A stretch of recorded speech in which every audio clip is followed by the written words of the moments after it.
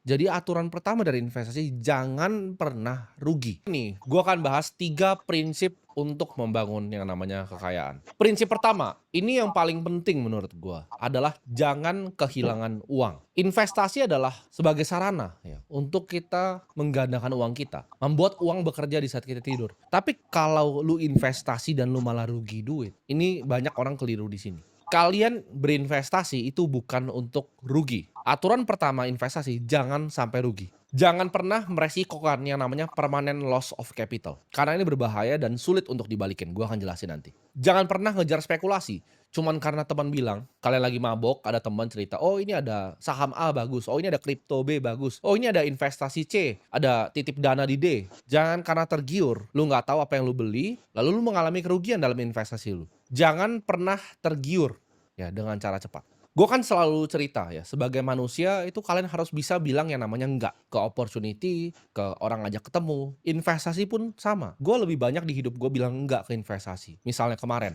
ya bahkan pagi ini ada deal yang datang. Teman gue bilang dia banyak opportunity di consumer. Ya nanti gue lihat dulu. Tapi kemungkinan gue akan bilang enggak.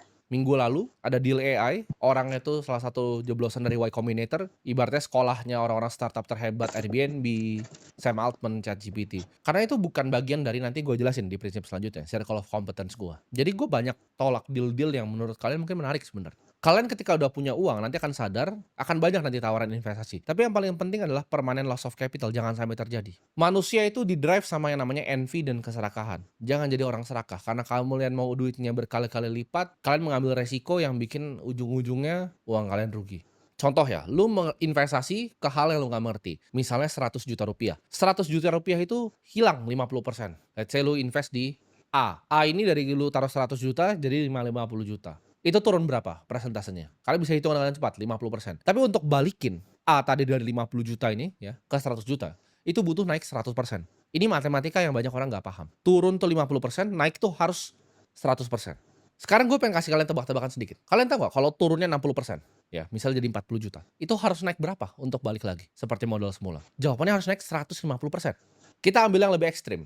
100 juta tadi taruh di C, turunnya 80%, jadi sisa 20 juta. Itu perlu naik 400% teman-teman. 400% untuk balik ke modal awal.